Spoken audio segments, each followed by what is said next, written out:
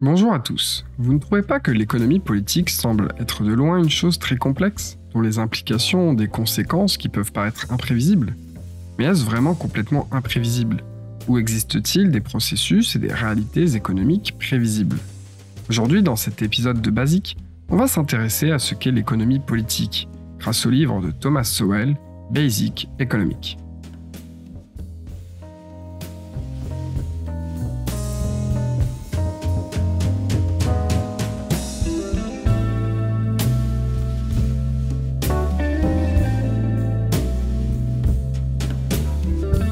Tout le monde s'accorde à dire que l'économie politique est très importante. En revanche, trouver une définition claire et partagée par tous les économistes de l'économie politique est beaucoup plus compliqué. Alors c'est quoi l'économie politique? Déjà, ce n'est pas une discipline qui vous apprend à gérer une affaire, à être un boursicoteur à succès ou à gérer vos finances personnelles. Pour comprendre ce qu'est l'économie politique, il faut d'abord comprendre ce qu'est une économie. De manière générale, les gens considèrent qu'une économie est un système de production et de distribution de biens et de services que l'on utilise tous les jours. Seulement, cette définition n'est pas suffisante, car en soi, le Jardin d'Éden est un système de production et de distribution de biens et de services. Mais ce n'est pas une économie pour autant, car toutes les ressources sont toujours en abondance.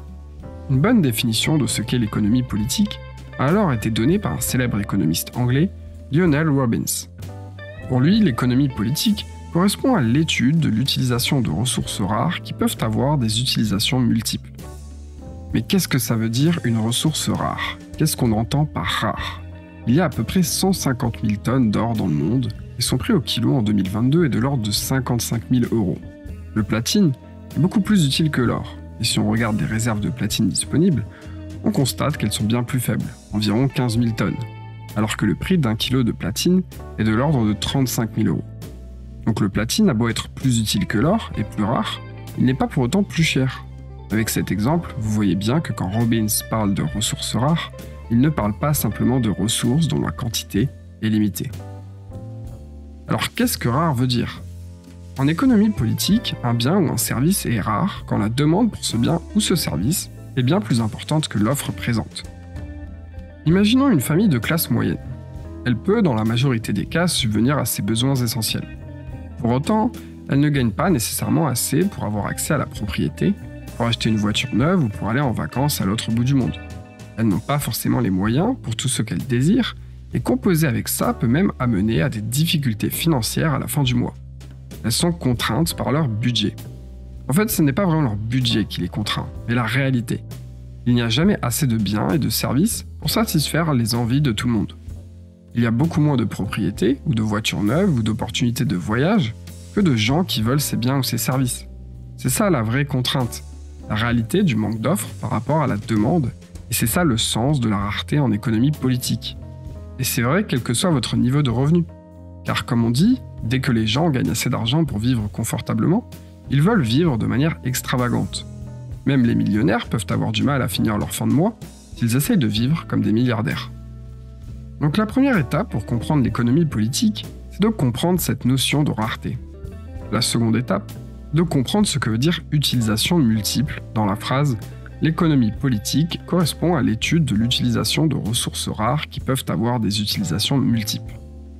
Si chaque ressource n'avait qu'une seule forme d'utilisation, l'économie politique serait bien plus simple. Et on sait tous que ce n'est pas le cas. Le lait, par exemple, peut être consommé tel quel, mais aussi sous forme de fromage, de yaourt, de beurre, de crème ou de glace. La question importante est alors quelle quantité de lait doit être allouée à chacun de ces produits.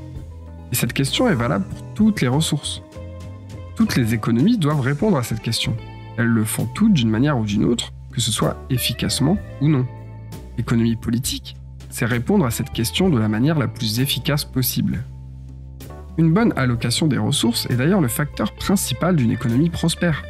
Ce problème d'allocation des ressources explique en partie pourquoi des pays sont très pauvres, malgré qu'ils aient énormément de ressources naturelles désirées par beaucoup.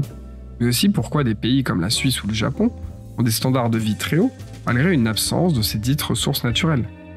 Dans le premier cas, l'allocation des ressources est moins bien faite que dans le second. L'économie politique n'est pas concernée par le destin financier des individus.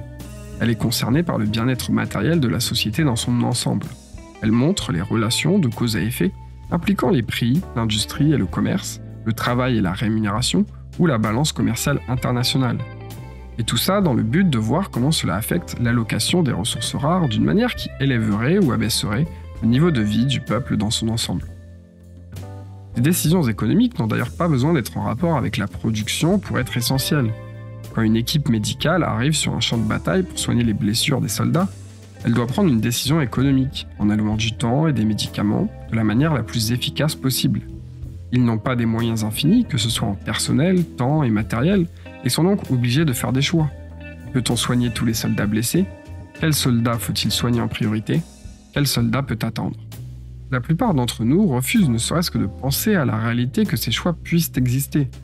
Mais la vie en général ne nous demande pas ce que l'on veut, et offre seulement des options. L'économie, politique ou non, c'est d'essayer de faire le meilleur choix, ou le moins pire, parmi les options possibles. L'économie politique, bien que soumise à beaucoup de controverses, n'est pas une question d'opinion. Il existe des propositions et des procédures de base en économie sur lesquelles un économiste marxiste, comme Oscar Lange, ne différerait pas fondamentalement d'un économiste conservateur comme Milton Friedman. Ce sont ces principes économiques de base que ce livre tient à explorer. Qu'une économie soit capitaliste, socialiste, féodale ou autre, elle doit d'une manière ou d'une autre déterminer l'allocation des ressources disponibles vers ses différents usages. La manière dont c'est fait amène à la pauvreté ou à la richesse de tout un pays. C'est de ça qu'il est question en économie. C'est la raison qui fait que comprendre les bases de l'économie politique est important. Donc ce qu'il y a de basique à retenir en ce qui concerne l'économie politique, c'est que c'est un champ d'études qui s'intéresse à la meilleure allocation possible de ressources, qui sont plus demandées qu'elles ne sont disponibles. C'était PH, merci de m'avoir écouté. Si cette vidéo vous a plu, n'hésitez surtout pas à la partager, à liker, à commenter et à vous abonner. Portez-vous bien et à la prochaine pour un nouvel épisode de Basique.